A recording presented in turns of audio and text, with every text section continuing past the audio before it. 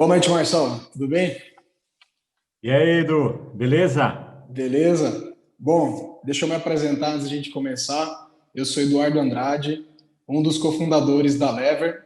Estou aqui com meu amigo Marçal, também vai participar comigo hoje aqui para vocês com esse bate-papo.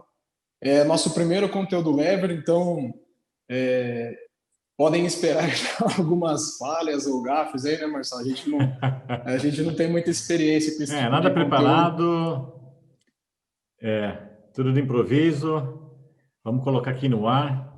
Vamos torcer que o pessoal compreenda bastante aí a ideia que a gente quer passar da Lever aí. E bola para frente aí, vamos falar de assuntos interessantes, né? Eu acho que todo mundo está querendo saber, conhecer um pouquinho da Lever, né? Vamos embora. Bola para frente Exatamente. A aí. ideia, a ideia hoje, só para a gente alinhar aqui com o pessoal, a gente vai começar, a partir de hoje, uma série de conteúdos. Então, toda segunda e quarta, a gente pretende criar um conteúdo novo para vocês. E esse conteúdo ele vai estar disponível às terças e quintas também, caso vocês não consigam acompanhar, né, dentro da nossa agenda. Então, vai ficar também disponível para que possa atender a disponibilidade de vocês. A ideia nossa é agregar valor para quem está acompanhando a Lever, para quem está nos ajudando nessa jornada. E uma das maneiras que nós identificamos de começar isso foi falando de 5 habilidades que vocês não aprendem na faculdade, mas que podem ser fundamentais, né, para o seu sucesso profissional, principalmente para quem está no início da carreira aí. Então, Marcelo, antes da gente definir, né, quais eram esses assuntos, nós Aham. exploramos a opinião de alguns colegas que nós temos que são universitários, que estão em início de carreira, e nós mandamos uma série de habilidades, cara, que estão disponíveis e que o pessoal não vai aprender na faculdade. E o pessoal Aham. escolheu 5, né, dessas habilidades. A Ok. primeira delas aqui que me chamou a atenção é a inteligência emocional. Uh. Será que você poderia compartilhar um pouquinho com a gente o que que é inteligência emocional, por que que isso é importante e como que isso pode ajudar o pessoal aí na potencializar a carreira? Preciso chamar os universitários agora para responder essa pergunta aí. É. Não, não, não, falando sério, realmente inteligência emocional. Eu tive a possibilidade de ter conhecido o Daniel Goleman, é um cara aí que reinventou, né, o conceito de inteligência emocional. Nas minhas aulas, né, que eu estava tendo na PUC, Uhum. era muito esperado isso por todo mundo que estava assistindo, né? Inclusive, a inteligência emocional, ele não nasce com esse nome, né? Na década de 20, lá, ele nasce como inteligência social. Depois, com o Uhum. passar do tempo, depois das guerras, né? A Grande Depressão dos Estados Unidos, o problema de conflito Irã-Iraque, Vietnã, e todos esses problemas que os Estados Unidos teve, eles reinventaram novamente para que se tivesse algo um pouco mais relacionado entre a pessoa e aquele que está em volta dele, principalmente dentro das organizações. Então, entra um novo conceito que aí se torna o inteligência emocional, né? Porém, só no final da década de 80 para 90, foram dois grandes pensadores, aí, psicólogos, que foi o John Mayer e Peter, eles criaram um termo inteligente, mas eu acho que ele ficou muito complexo. Se não me falha a memória, ele diz assim, que é a capacidade de você perceber e exprimir a sua emoção, assimilar um pensamento, compreender e raciocinar para si próprio e para aqueles que estão à sua volta.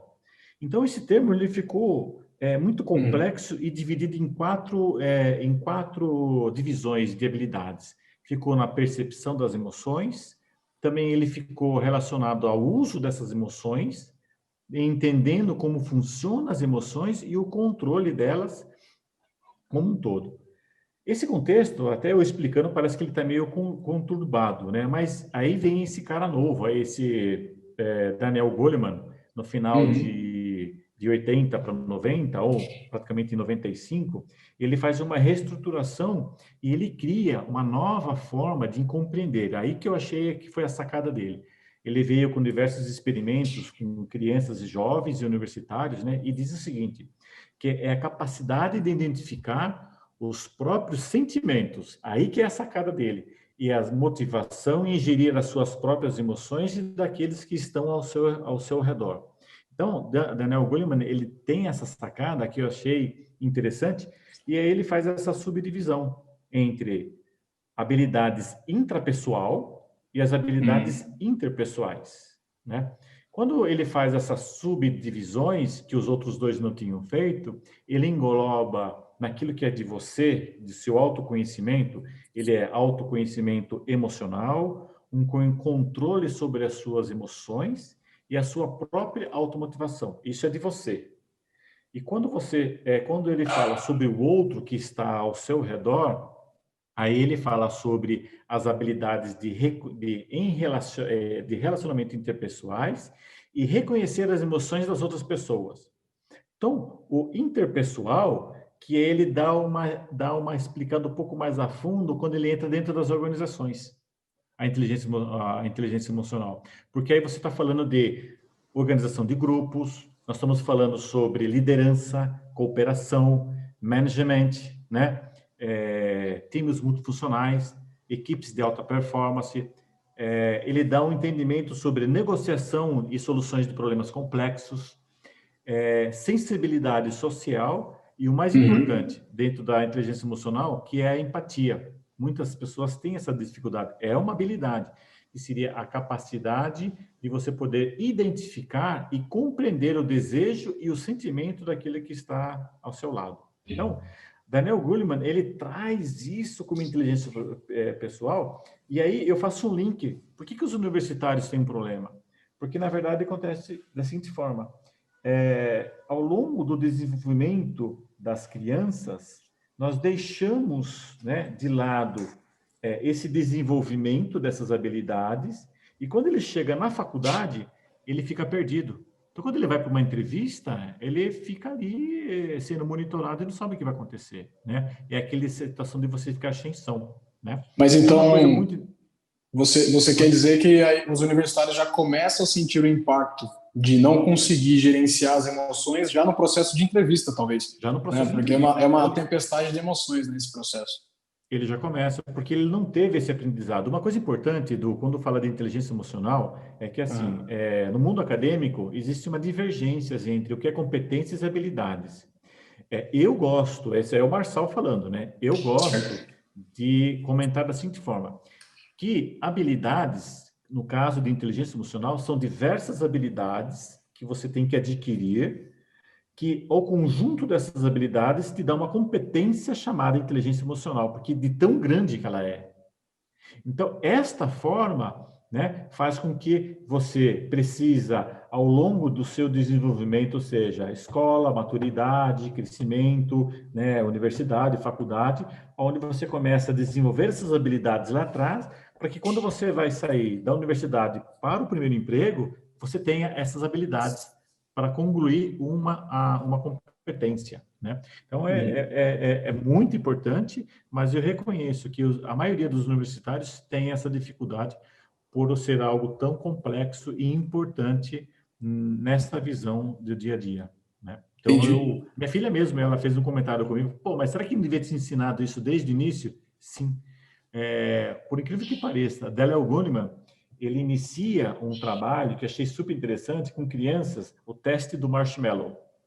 O teste do marshmallow é assim, ele dá para a criança uma sala e diz para ela, ó, eu vou sair da sala e vou demorar um pouco. Se você conseguir não comer esse marshmallow no prazo que eu estiver fora, você ganha mais um. Mas daí é sacanagem. Mas sacanagem o com a nível criança. Pois mas para começar a ensinar a criança a controlar as suas emoções, que nesse caso aí ela tá louca para comer aquele doce, certo? Né? Então, assim, é o controle das emoções, já começa lá na infância, né? Então, por isso que é algo que nós estamos, né, muito longe ainda desse aprendizado, por isso que os universitários sentem essa falta, na minha simples visão como inteligência emocional. Ô, Marção,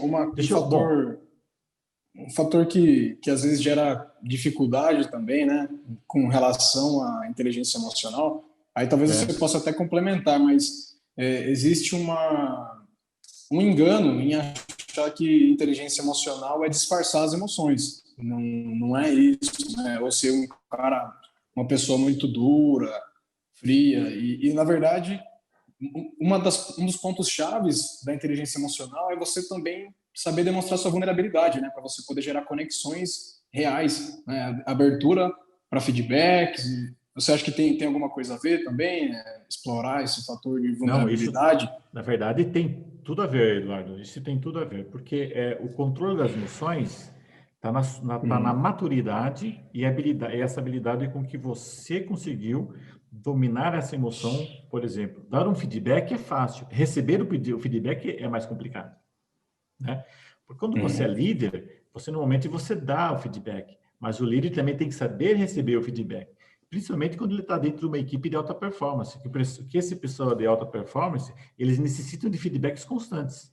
Inclusive, eles dão feedback sobre a postura do líder, né?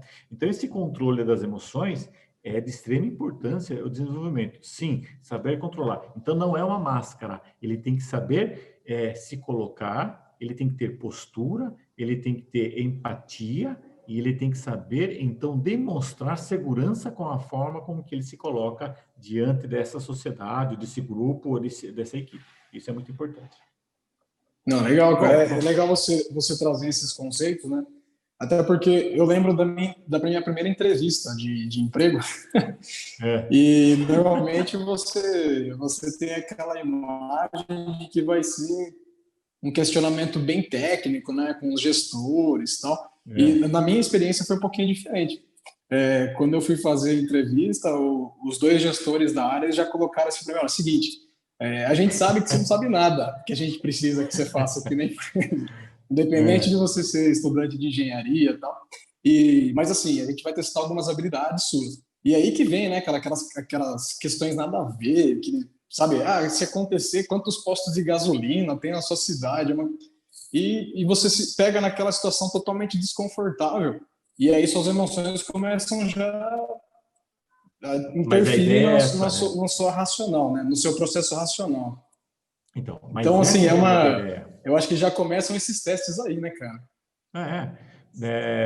Quando o questionamento ele faz e você, a forma como que você está respondendo essa maneira é a pontuação que ele vai estar te dando aí na sua entrevista, né? É. Então, quanto mais você for aberto e mais souber controlar as suas emoções, melhor é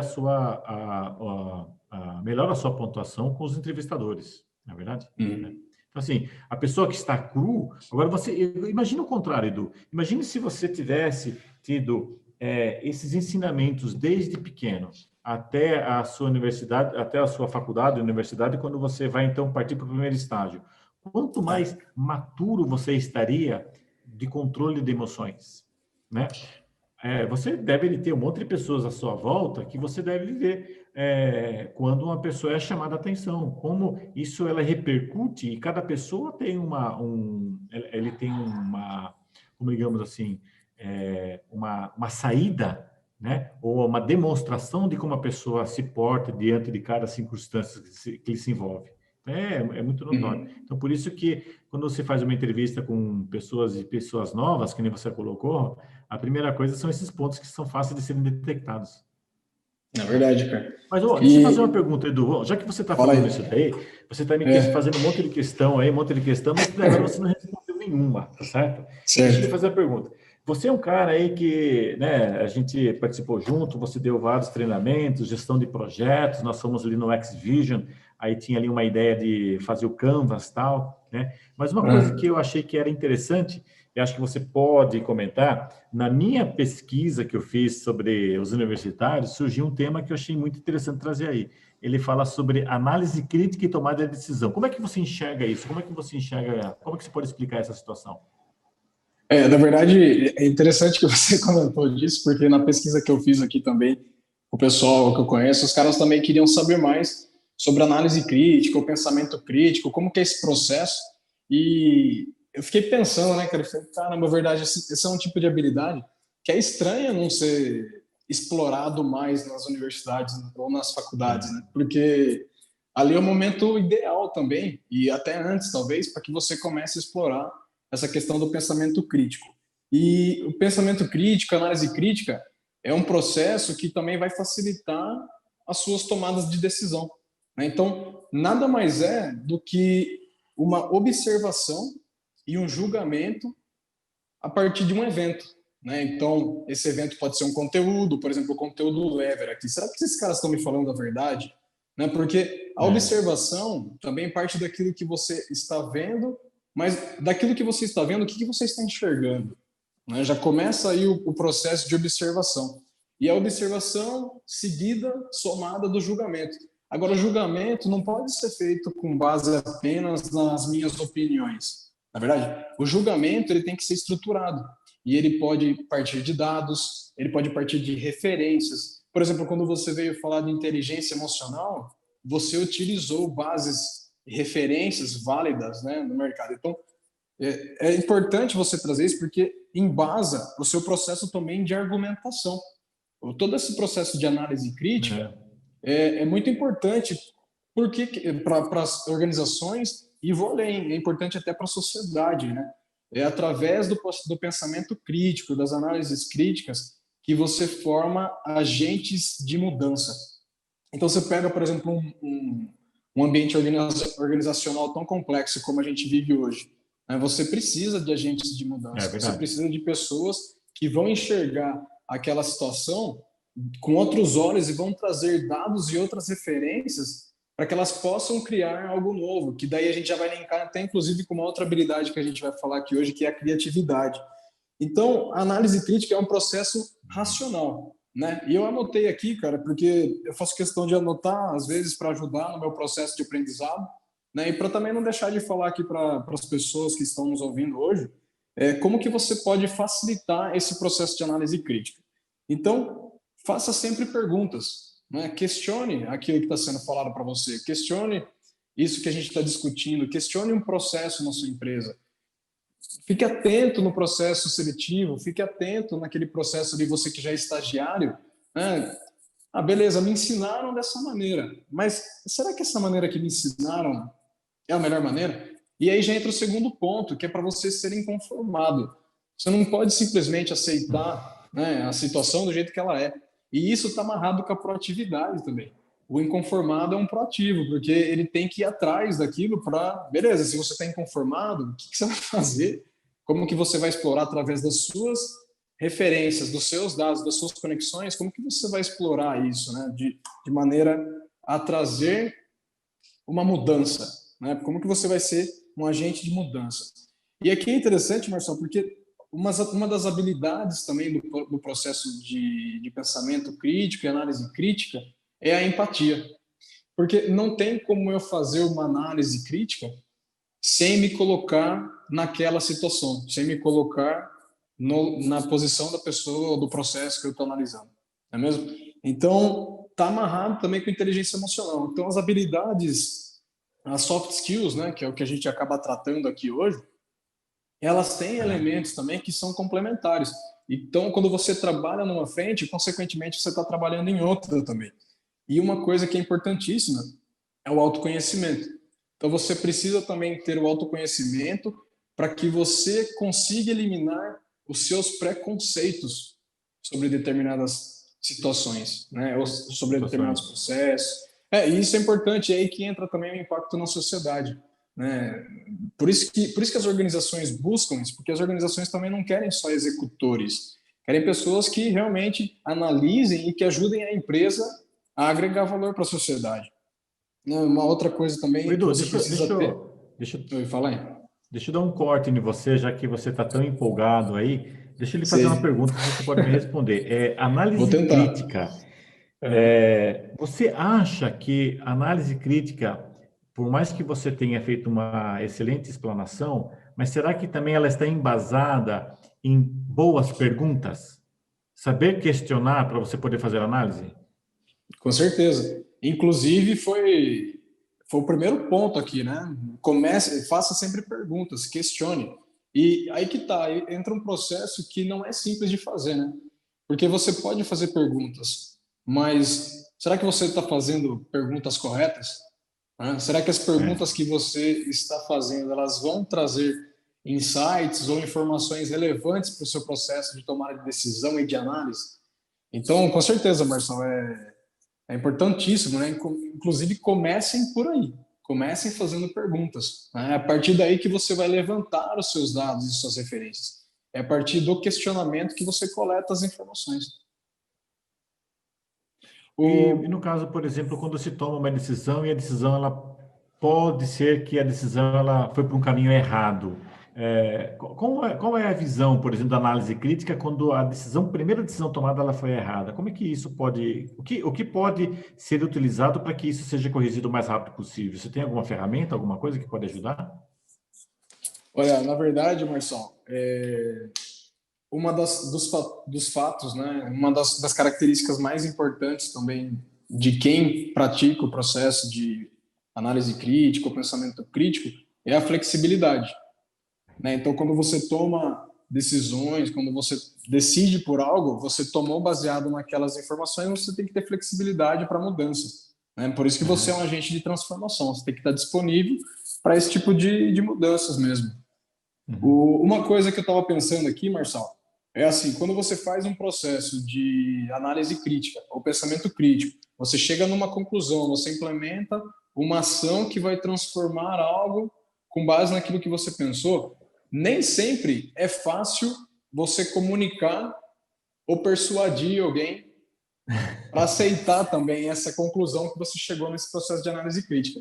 E É aí, verdade. cara, eu gostaria de já meter um gancho aqui desse Lá assunto com vem. você, porque É. eu queria falar de comunicação e persuasão, que é uma das Oh, habilidades que o pessoal já amarrou e eu achei muito pertinente colocar na sequência desse processo. persuasão e comunicação?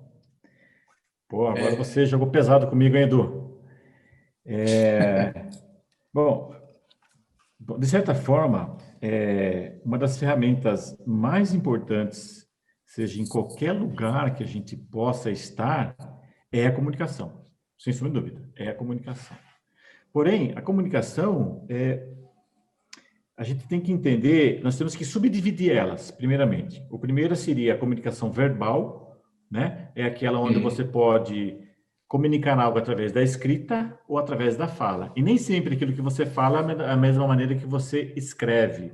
Isso acaba tendo grandes conflitos dentro das organizações, né? Porque a maneira que a pessoa pensa que ela falaria, ela coloca no papel e vira uma confusão danada. Então, tem que ter muita cautela nesse momento, né?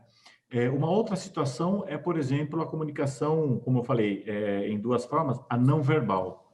A não verbal é uma comunicação que ela surge através de mímicas, ela surge através de libras, ela surge através de uma linguagem corporal. Como eu falei lá atrás da inteligência emocional, ela também gera uma leitura para nós, né? É uma comunicação. Então, por exemplo, um, um garoto, uma garota, numa entrevista, um estagiário, né, um estágio da engenharia, todo mundo quer, né, ou administração da empresa.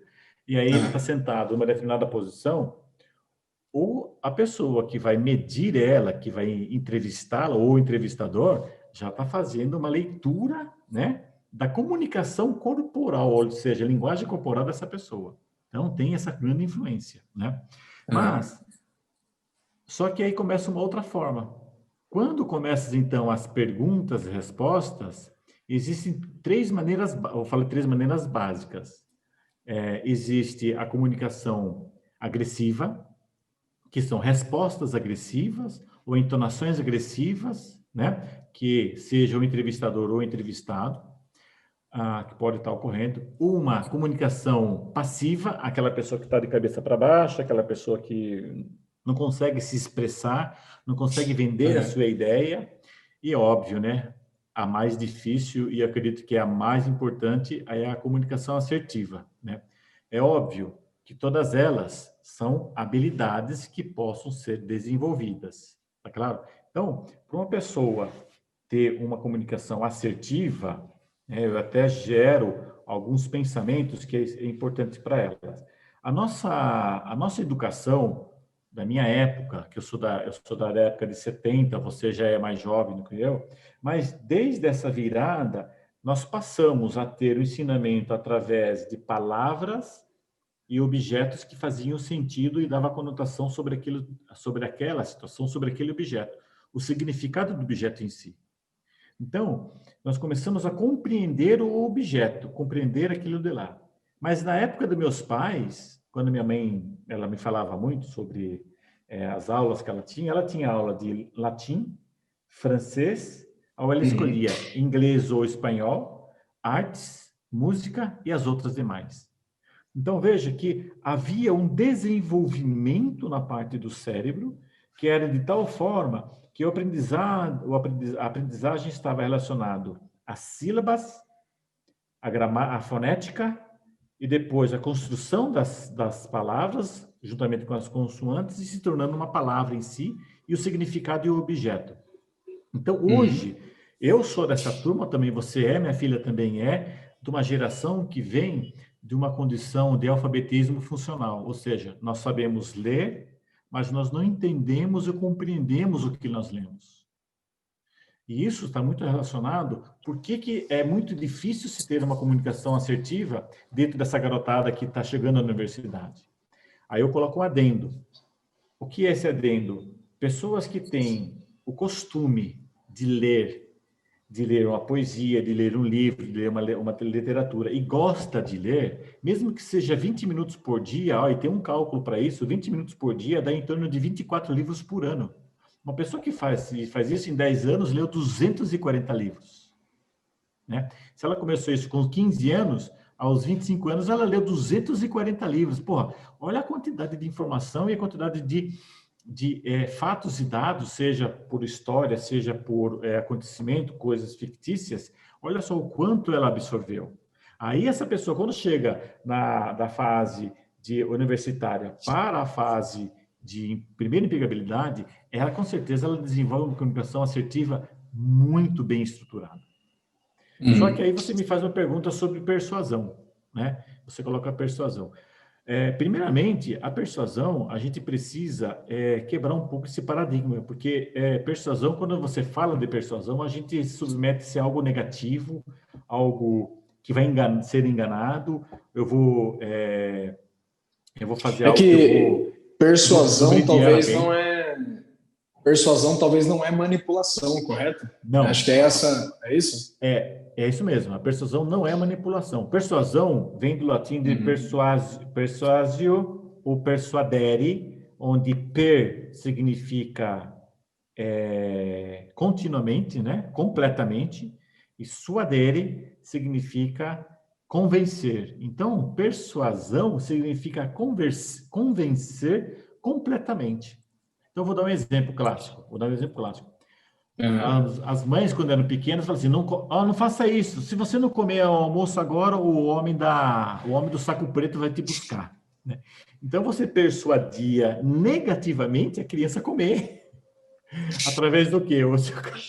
Né? É ruim falar disso daqui, mas é verdade. Então, a criança já começa a entender a persuasão errada lá no início da sua adolescência, quando ela é criança ainda. Então, isso ele vem ao longo do tempo criando sistematicamente uma condição super errada. Agora, veja bem, quando nós temos uma comunicação assertiva e eu preciso fazer uma venda de ideias, eu uso a persuasão como uma estratégia de comunicação assertiva. Por exemplo, como é que eu posso obter a sua atenção em milésimos de segundos? Dentro de uma frase. Essa frase precisa persuadir a sua mente em algo que você deseja. Então, a persuasão está linkada, muitas vezes, a situações e recursos emocionais e com situações simbólicas que induzem a pessoa a uma boa ação, uma boa atitude, uma boa reação. Vou dar outro exemplo clássico, persuasão. Você está com problemas de saúde e você precisa emagrecer. Você procura quem? Um médico. Só que ele fala o seguinte, olha só, o Edu, você passou 20 anos comendo errado, certo? 20 anos se alimentando errado, e agora a sua saúde está estragada pela sua alimentação. Ele tem, em pouco tempo, que persuadir você a mudar o seu hábito para uma boa alimentação. Só que para você persuadir alguém por uma coisa boa, você precisa de fatos e dados. Então ele vai falar para você, olha aqui, ó, se você não mudar a sua alimentação, seu coração vai parar daqui a 3 anos. Então você muda, tá certo? Então, É o um bom convencimento, persuadir, né? o persuadir é isso. E quando você coloca ele dentro da comunicação, eu falo para você, o universitário que aprende a se comunicar efetivamente, com assertividade e sabe utilizar a persuasão para aquilo que ele quer, ou seja, que é o emprego, eu falo para você, dentro dos entrevistados, muitos deles têm grandes chances, né, de serem efetivados. Inclusive eu, quando fazia entrevista com estagiários, eu digo para você, aquele Uhum. que me convencia numa melhor ideia, né? Ou seja, me persuadia a compreender a ideia dele, era aquele que estava nos finalmente, né? Entre 10 estagiários, a gente entrevistava 10, 11, 12 para uma vaga. Ah, não é? É Então, verdade. é uma boa habilidade essa pessoa que desenvolve a persuasão com comunicação assertiva, né? Então, a persuasão você pode desenvolver através de treinamentos e uma comunicação assertiva através de leituras, né? Isso É, uma e é coisa, muito fácil. uma coisa que eu tava pensando aqui, né, cara, assim, antes da gente até avançar com. A gente tá no terceiro tópico ainda de cinco, É, e mas conforme a gente vai conversando, eu não consigo deixar de reparar na conexão entre os soft skills. aham. Então, você pega, por exemplo, como que a inteligência emocional está afetando o seu processo de comunicação não agressiva. Na verdade, como que o seu processo de pensamento crítico e argumentação está afetando o seu processo de comunicação e persuasão. Então, olha como você vai potencializando, né, as suas habilidades e a tendência é que se você consegue tratar e trabalhar esses soft skills, a tendência é que você seja destaque mesmo, porque não é fácil, né? Isso que a gente está falando aqui parece simples, mas não Não, é simples, né? simples não Inclusive, é, simples não é. é, então, assim, é muito legal ver a conexão entre os soft skills e como ele pode diferenciar, né, não só o universitário, mas quem está também começando na sua carreira, É. a potencializar mesmo, dar um sprint aí dentro da sua carreira, né? Ó, você fez um comentário, eu faço um adendo a isso daí. Olha só, eu fui bem afinco na comunicação assertiva, né? Mas eu não falei muito sobre a comunicação agressiva, né? E a Uhum. comunicação agressiva, ela tem dois aspectos, né? Quando a pessoa é líder e ela usa a agressividade através do poder, né, para o subordinado. Então, assim, eu sou agressivo porque eu detenho esse poder, então eu posso humilhar, eu posso fazer isso, essa condição, eu posso colocar ele numa situação complicada, mas isso era lá atrás, né? Isso aí era anos atrás, quando não existia a condição de bullying e tudo mais. Mas a comunicação agressiva, ela demonstra uma falta de inteligência emocional, porque a pessoa não se percebe como é que ela não se percebe, não controla suas emoções. Então, assim, a sua referência, ela é excelente para exemplificar essa amarração que existe, né? E a Uhum. forma contrária, quando você fala de uma comunicação passiva, é aquela pessoa que não consegue nem sequer passar uma ideia o que ela está passando. Então, assim, a linguagem corporal dela é uma pessoa para baixo, né? Mas ela por dentro, ela pode estar se remoendo de problemas. Ela pode estar se Né? mordendo e ela vai se descontar, e ela vai descontar isso na casa dela, ela vai brigar com os pais, se for um jovem, se for um esposo, uma esposa, em casa vai discutir com a família, não importa. Por quê? Porque ele não tem um controle emocional sobre as suas ações ou sobre a sua forma de comunicação. Então, Verdade. a correlação ela é importante. Né? Isso que você Sem está dúvida. comentando, eu fico. É importante a gente refletir também, né, dentro da nossa carreira, como que isso afetou a gente, como que a gente lidou com essa situação, né? Até para poder compartilhar de repente com quem tá passando por isso e nem não tem a oportunidade de receber um feedback ou não sabe receber um feedback. Eu lembro que no início da minha carreira, né, apesar dela estar relativamente no início, mas quando eu comecei mesmo assim, mais alavancar na parte profissional, É, eu fui criando um mapa mental, né, de determinado departamento, determinadas pessoas, e chegou um momento que eu fui cobrado num e-mail, um tipo de comunicação, fui cobrado no e-mail por algo que eu já havia feito, né, já tinha havido um desenrolar daquela situação, que foi causada por conta da pessoa que estava mandando aquele e-mail. E naquele e-mail haviam várias pessoas em cópia, né, de nível gerencial e tal. E o meu instinto, cara, como o meu instinto foi responder aquele e-mail à altura, sabe? Então, eu já dei no meio, naquele e-mail, assim, já mandei aquele e-mail bem desnecessário. Provei que eu estava certo, né, por A mais B, então aquele textão, coisa mais linda. E só que no final das contas, cara, eu estava certo, mas meu e-mail foi desagradável, né? Só que eu não tinha percebido isso. Aí uma das pessoas que estavam nesse e-mail, num determinado cafezinho, né? Porque para quem está começando, os estagiários, o pessoal que está entrando aí procurando uma vaga, é na hora do cafezinho que as conexões acontecem, né? Sempre. Que o papo verdadeiro acontece. E um gerente bem bacana, assim, ele decidiu me abordar, né? E para me dar um feedback. Então você note que não tem também um ambiente ideal para dar um feedback, né? Mas existem as maneiras ideais, talvez, ou melhores práticas de dar um feedback. E ele já tinha assim passado algumas semanas, sabe, do ocorrido. E depois que eu mandei aquele e-mail, morreu o assunto, ninguém falou mais nada. Mas ele me falou uma coisa que eu achei muito legal, né, cara? Ele falou, Eduardo, eu queria te dar um feedback. Então, primeiro ele me avisou que ele estava dando um feedback. Queria te dar um feedback. Você lembra que aconteceu aquilo e você mandou um e-mail e tal? Fora, cara, você tem bastante potencial, né, aqui na empresa e tal. E as pessoas que te conhecem sabem o que você estava querendo dizer, como você fala, tal. Mas para quem não te conhece, você passou uma imagem que não representa quem você é. E isso pode atrapalhar o seu desenvolvimento, né? Pode atrapalhar a sua carreira aqui dentro. E cara, aquilo daí eu fiquei pensando, né? Então, Matutando. olha como eu não tive inteligência emocional, como eu até usei, né, argumentações válidas tal, mas eu não soube, cara, me comunicar direito, né? Tinha várias maneiras de eu ter respondido ou de eu ter chego em outro lugar que não tivesse gerado esse output aí, né, inesperado. Então, é muito legal a gente ver as relações disso, e fica a dica aí também para quem já vai pegando o ranço, né, de algumas áreas, de algum determinado, entra aí o pensamento crítico, entra aí o processo de empatia. Será que eu também me coloquei no lugar do cara que estava me cobrando? Provavelmente não. Então é muito importante a gente fazer esse tipo de conexão e compartilhar as experiências, né? Caso real aí que poderia ter custado a minha carreira ou Para falar a poderia ou verdade, poderia ter me gerado uma inimizade, né? Que não precisa olha, disso.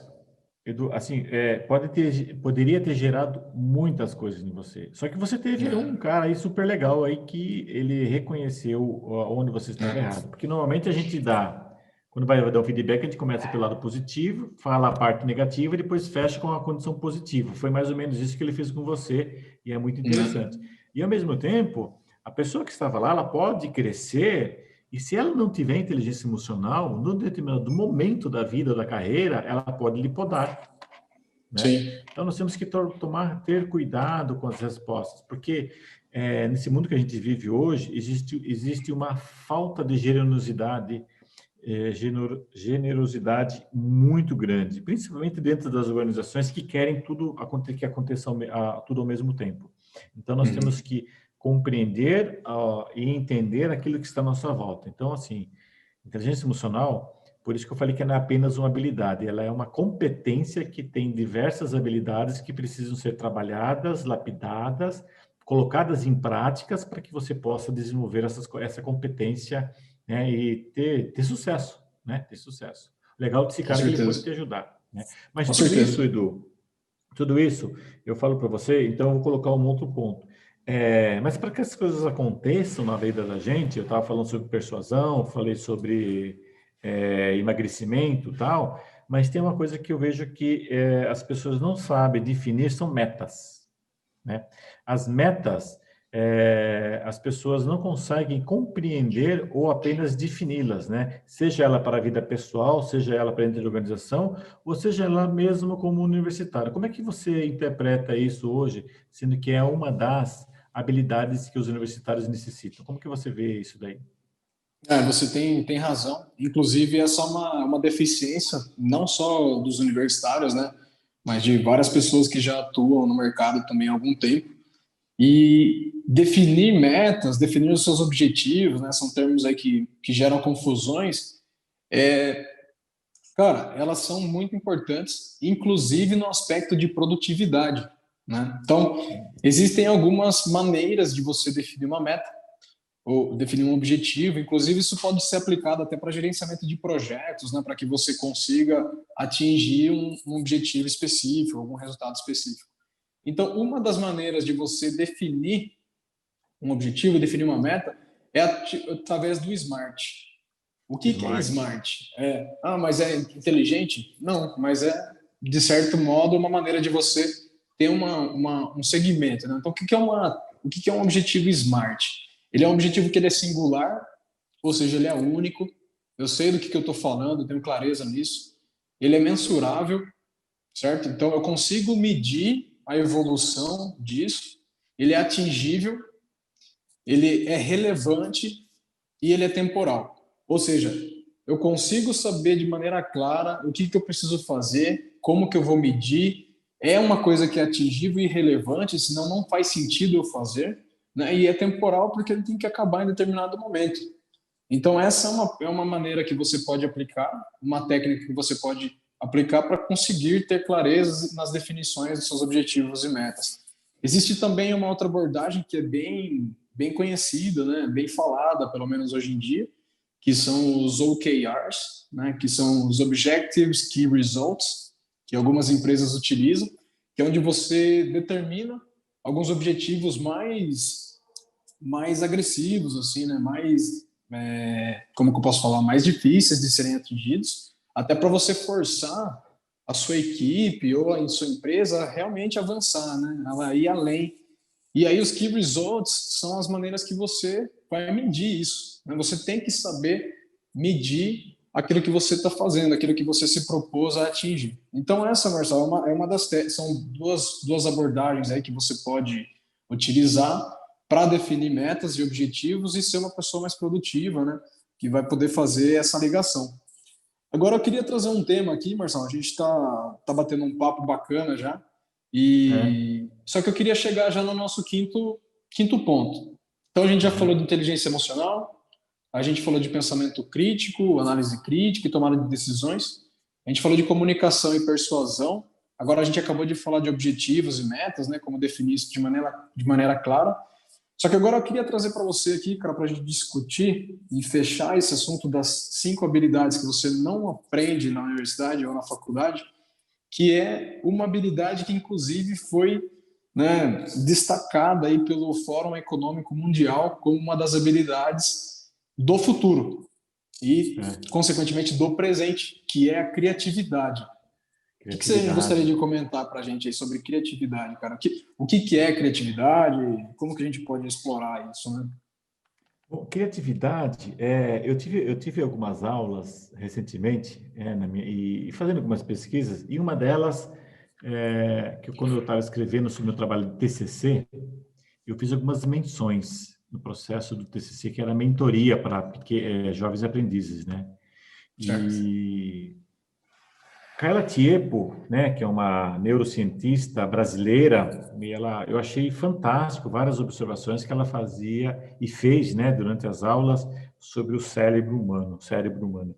E aí dentro dos meus pensamentos, tal, eu percebo o que eu tenho para mim. Isso é o Marçal falando, tá certo?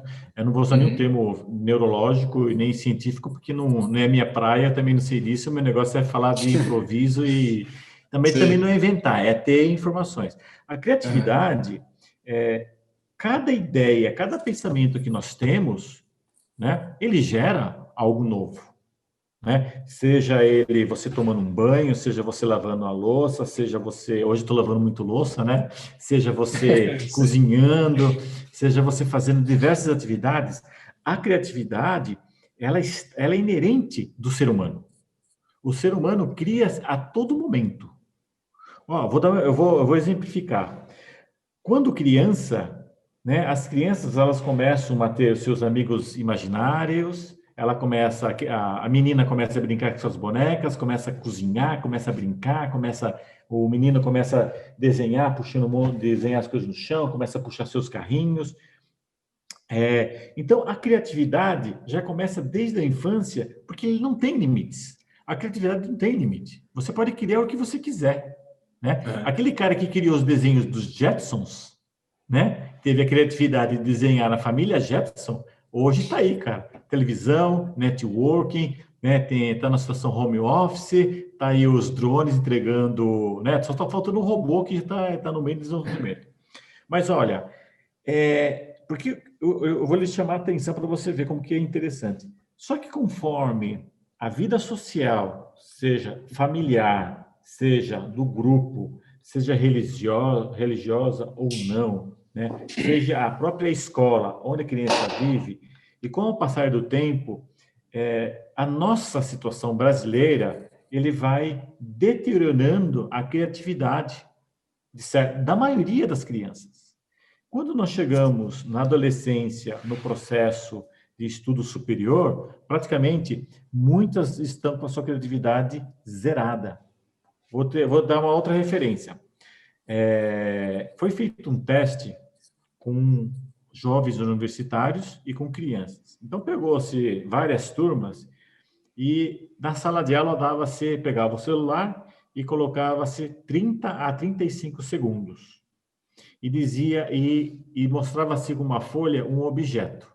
E a pessoa, e as crianças ou os adolescentes tinham que gerar mentalmente, e contando nos dedos, quantos objetos ela conseguia compreender com aquela figura que foi dada. E a figura foi feita um círculo. Foi dada ela para ela um círculo. E aí dava o start.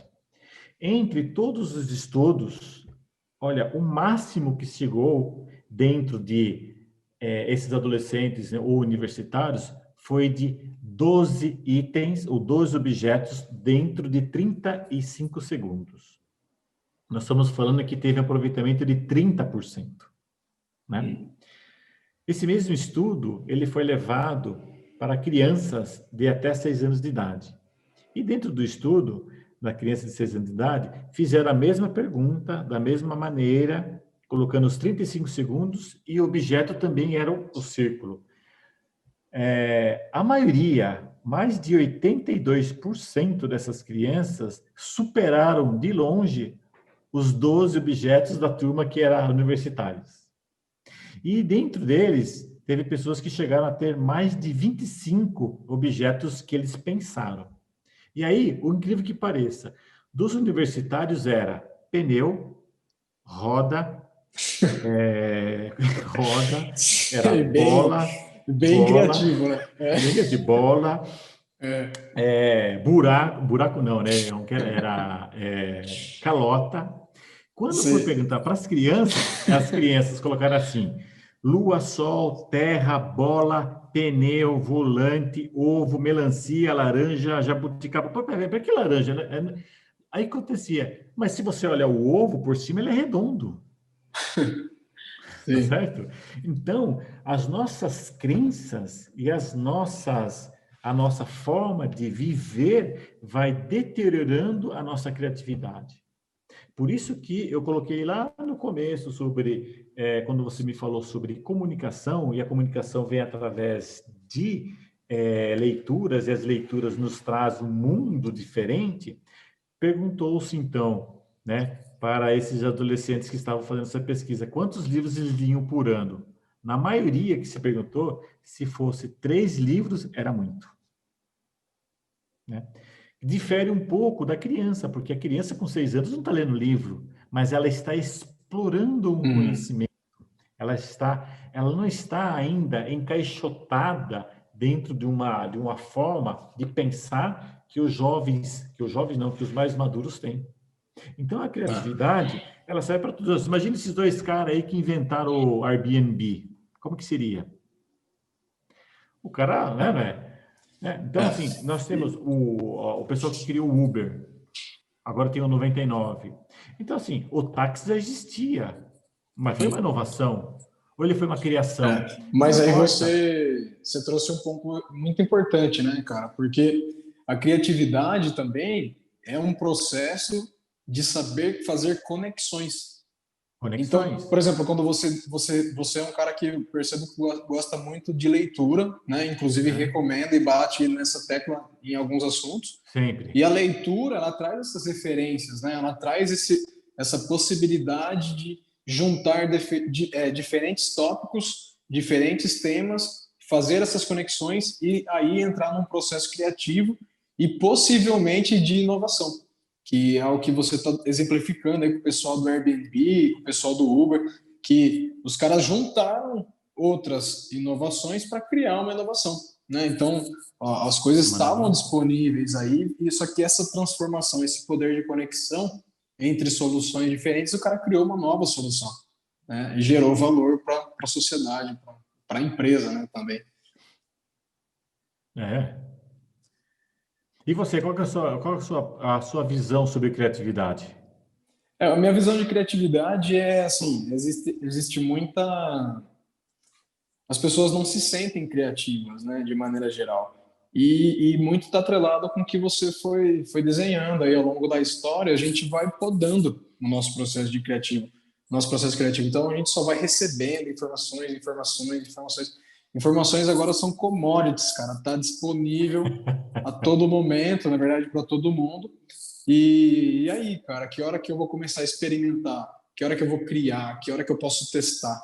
Né? E aí vem abordagens e ferramentas. Por exemplo, hoje se fala muito em design thinking, por exemplo, que Sim. é uma abordagem, né, voltada para a inovação, que utiliza muito de empatia, que tem como objeto central o usuário, o cliente, e tudo isso para você explorar de maneira criativa mesmo soluções, né, que vão gerar valor.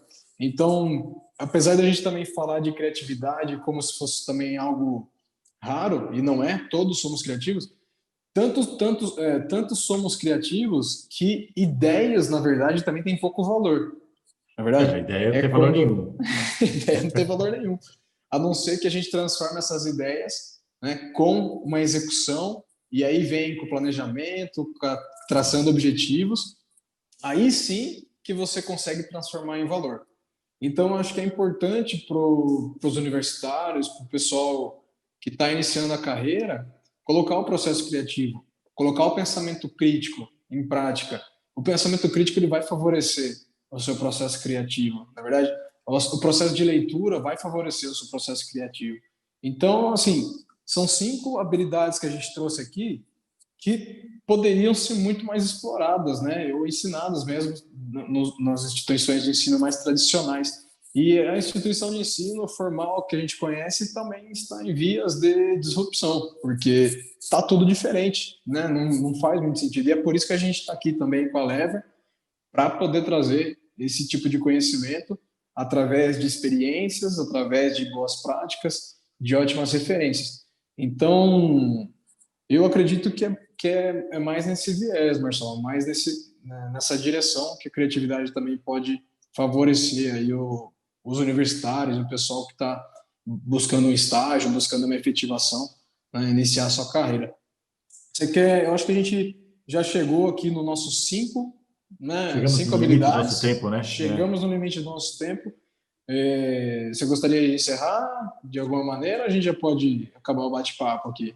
Não, eu acho que o bate-papo só, então vamos fazer um fechamento, né? A gente tem poucos Sim. minutos aí, vai acabar nosso tempo, mas eu agradeço aí essa chamada para a gente fazer esse bate-papo. Para mim é interessante. Falar de improviso, então, sobre diversos aspectos, o importante é Aham. você ter isso como base. Eu acho que a Lever, ela quer, o nome que é estipulado, Lever, que é trazer algo leve às pessoas, algo leve, lembra-se a palavra clever, né, que é uma pessoa mais inteligente, uma pessoa mais criativa.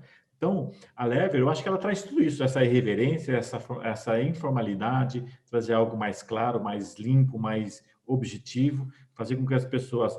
Eu acho que é mais importante nós fazermos as pessoas pensar né, do que nós dizemos para as pessoas o que elas têm que fazer. Eu acho que fazer as pessoas voltarem e raciocinar sobre as ações, sobre as atitudes, comportamentos, eu acho que tudo isso é importante e acho que nós queremos trazer. Eu fecharia o programa, né, essa ideia que nós temos aí com a Lever aí, e eu acho que você tem mais informações para falar sobre em quanto tempo nós vamos estar fazendo, jogando os vídeos, É né? isso Quais vai aí. ser os canais, como é que nós vamos colocar? Eu acho que você sabe mais sobre isso daí do que eu mesmo, né? Fala aí.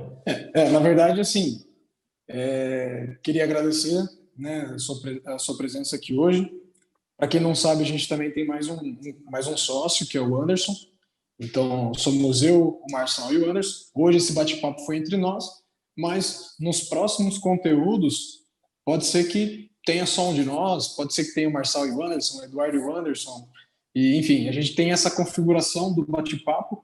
E o que é importante vocês saberem? Que agora a gente quer criar esse conteúdo toda segunda e quarta-feira para vocês. Então, a tendência é que toda segunda e quarta a gente tem um conteúdo ao vivo aqui disponibilizado para vocês em todos os nossos canais, né? Então, o ao vivo é feito aqui no nosso canal do YouTube, mas o conteúdo gravado ficará disponível em todos os nossos canais, né? Como LinkedIn, Instagram, Facebook, o canal do YouTube aqui. YouTube. Provavelmente também a gente migre para uma plataforma como o Spotify, uma plataforma de podcast, para disponibilizar isso para quem queira ouvir. E assim, hoje nós falamos sobre as 5 habilidades que você não aprende na faculdade. Na aula que vem, no conteúdo que Legal, vem. aí você já está fazendo spoiler, aí do.